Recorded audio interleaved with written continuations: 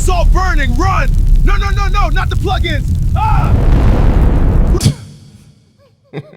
This AI stuff is stupid as hell. But what I'm about to say though, it needs to be taken very seriously because I'm more than likely will get banned for this. If you watch my content over the past 20 plus years, then you already know I've done a lot of reviews on VST plugins and all that stuff. And there's always been one thing that I've wanted to accomplish, and that is making my own VST plugins and making and earning money on my own. There's an underlying thing that I have to say, bro.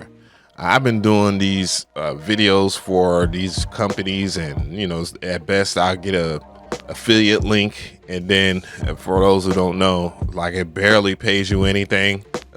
Matter of fact, I even tell you this on some humble shit, like I probably have made less than a few $1,000s within 20 years doing so, bro. Like, everybody gets so stressed and talking about how I want to be a shield or whatever the case may be, dog. There's really no money into it unless you are the one making them. I mean, I can only speak for myself on this because I barely make any money doing this. People won't believe me, but dog, when you get paid quarterly, which is about 4 to 5 months, and the only thing that you're getting is about $200, $600, bruh, is it really worth it, man? You let me know. Then you find out about programs like JUCE, which is the framework that they use, and then you see the price and how much it is technically when it's supposed to be free. You can only make up to $20,000, bro. Like, what is that? And then there'll be developers in the comment section talking about, well, there's Hice and all that stuff.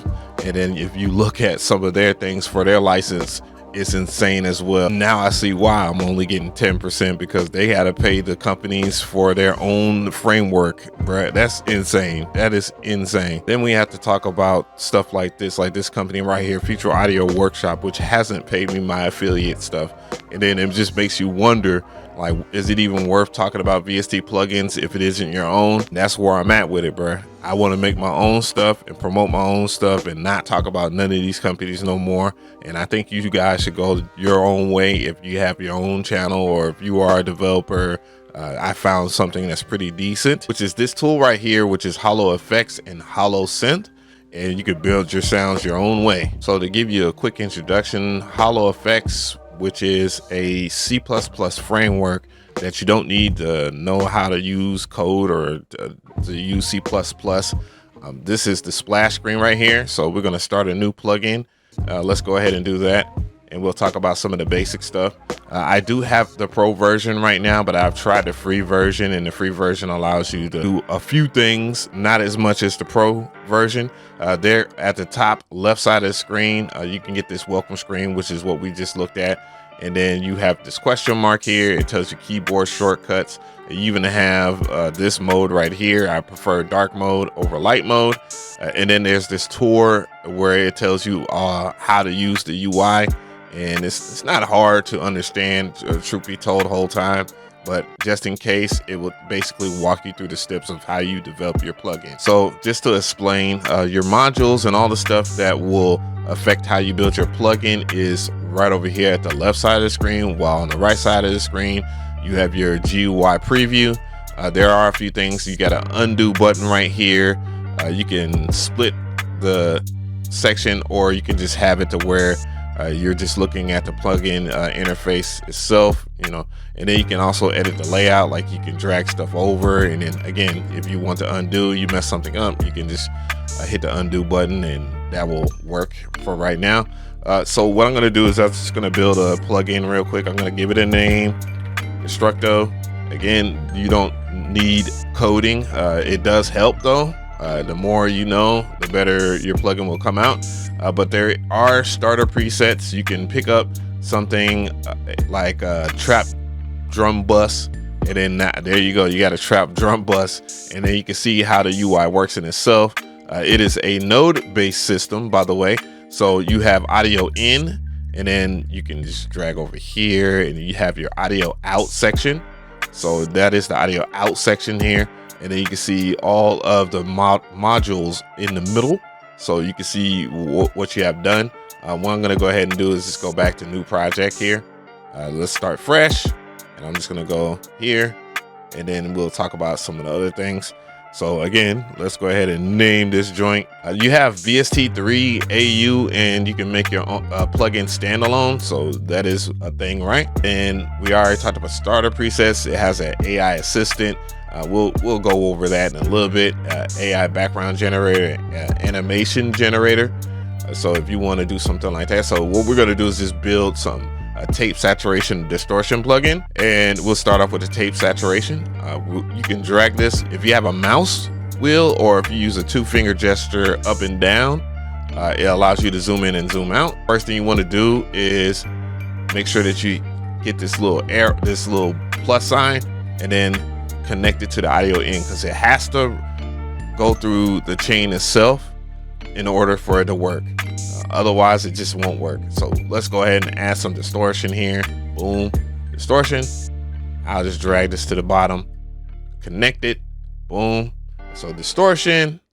I think I'll end the chain with a low pass filter so I can roll off any highs that I don't want. And you can see the plugin kind of form on the right side here. Could have did a vinylizer. I don't know how to unhook stuff. So if you have to unhook something, I don't know how you would unhook it. If I right click, you see that has refresh, save as, and more tools. If you want to test out your plugin and whatnot, so far, they have tones. So you have a tone here, you have a stereo tone and noise tone.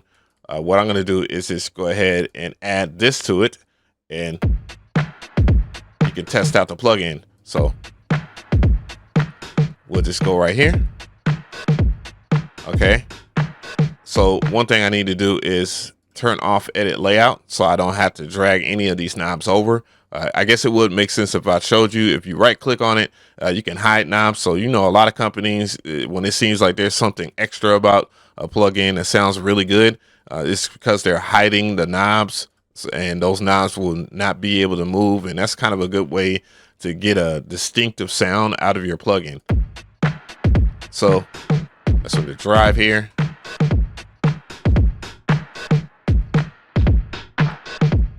The mix, because that's how the original sounds like.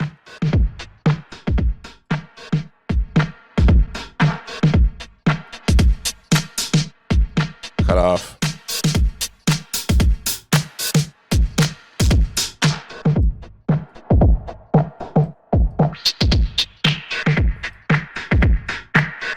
And basically that's what you want to do as far as testing it.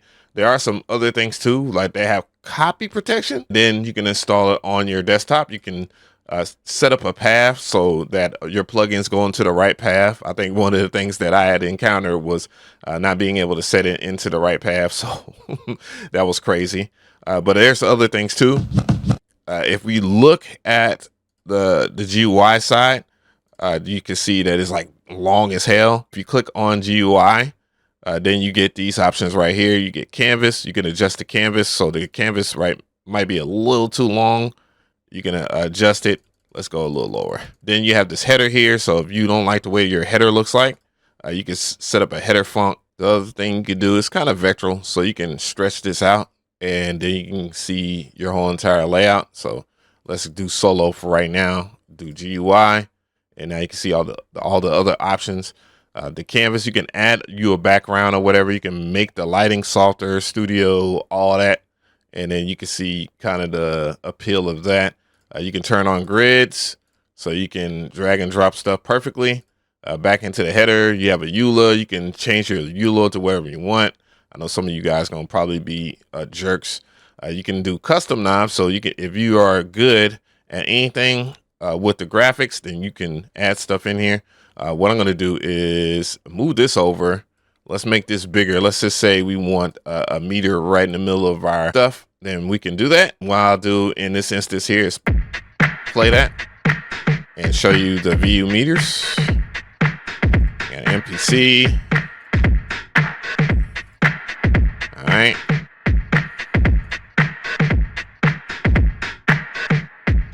I'll rock with that right now. There are other knob options too. I will show you in a second here. You can also mess with some of the presets and stuff like that. You can create your own presets. You can enable a preset bar at the top. It has a lot, bruh. You could do macros, so adding macro buttons, you know, if you want to do that, you can test it out. So here's the test section. It's going to be exactly the same thing that I had before, because I just loaded in a WAV file, a drum line that I liked. Let's go back to split, and then we'll bring the UI over, and now I'll bring this side over, the UI over. Now, there are other things, like for an example, let's talk about the branding, because the branding is everything, right?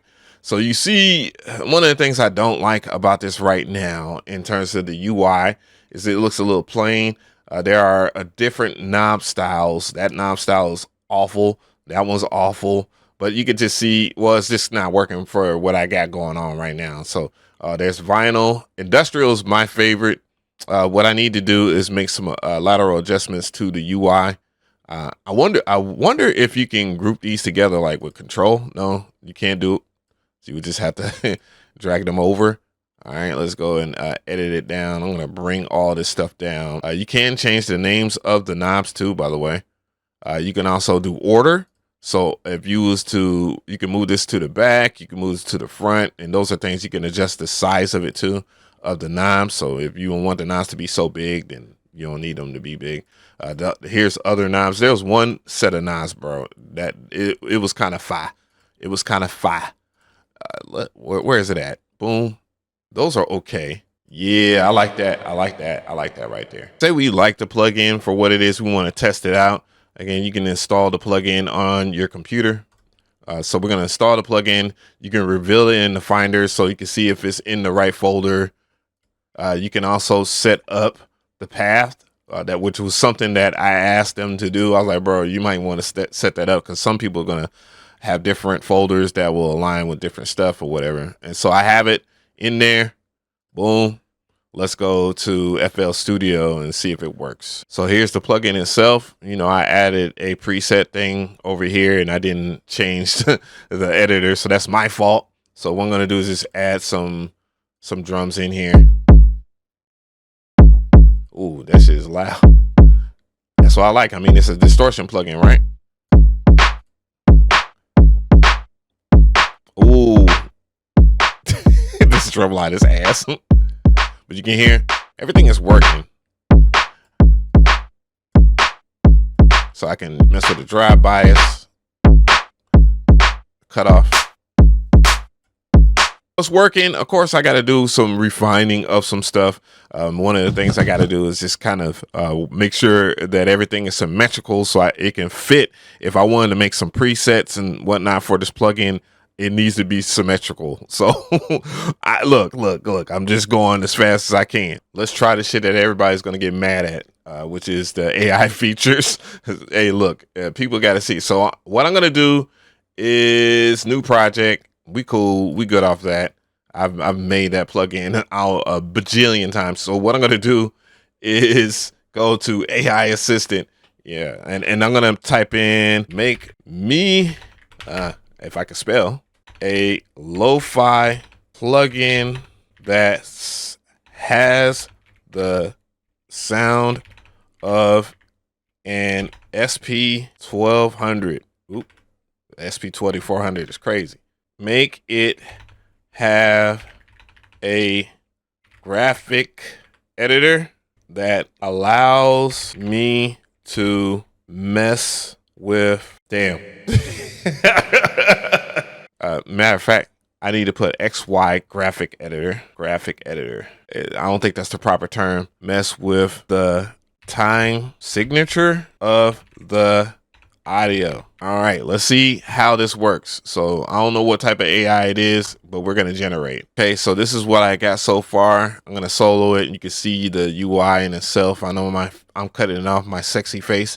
So it didn't do a graphic editor or anything like that. So, but this is the SP1200 Lo-Fi. Gave it a name. What I'm going to do is just let's test it out here real quick. But it works.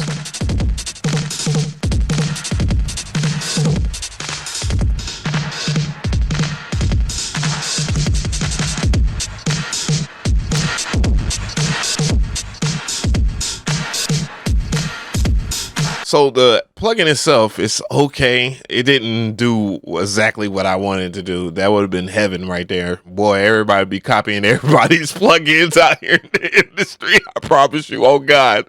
That's what hey, look, on folks grade, that's exactly what I would have done. I just wanted to see if it was possible. Okay, well, what's the other? Okay, so you have an AI background generator. So I'm gonna do, I don't know, luxury vintage sampler. Yeah, let's do vintage sampler. I mean, why not, bro? Generate the background. Oh, you can upload a reference. Ooh, of course you can edit this. You can edit this stuff, man. Like, you got to go into branding again, and then you just pick out stuff. It had like MPs. That makes sense, but this looks like something you would give away for free.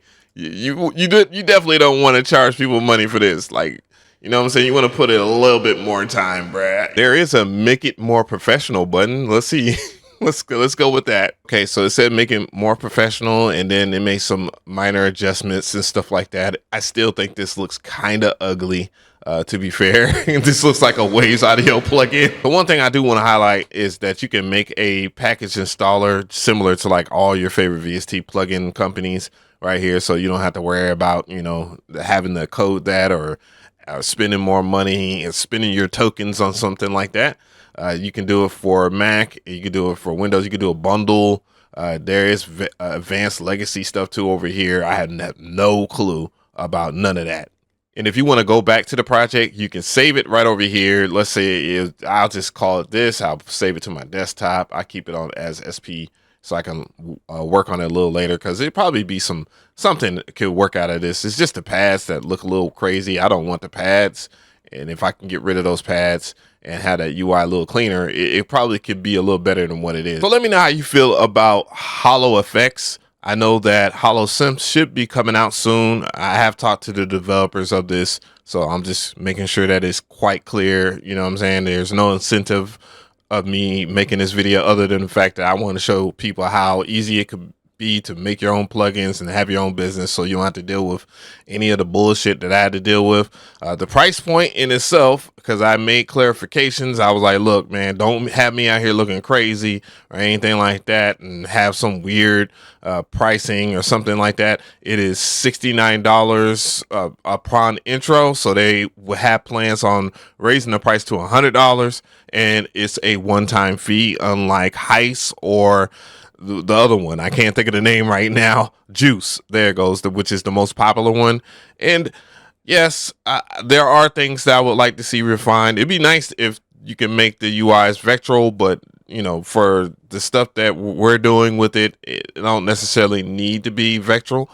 There are things that you could do. I'd like the fact that you can hide the knobs and stuff like that and have it be controlled by a few knobs, so that way you can have a clean UI.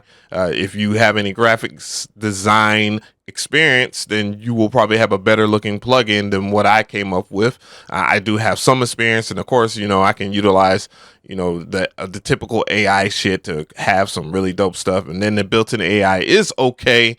It is Claude based, by the way, so if you're into Claude based stuff, then yeah, you're gonna have a ball. So overall, I like it. It's not hard to use. I like the fact that you don't need to know any coding or anything like that, so you don't have to immerse yourself with C++. You didn't have to go to school like me or anything like that. So that's cool. I definitely want to hear from you guys. What do you think about holo effects?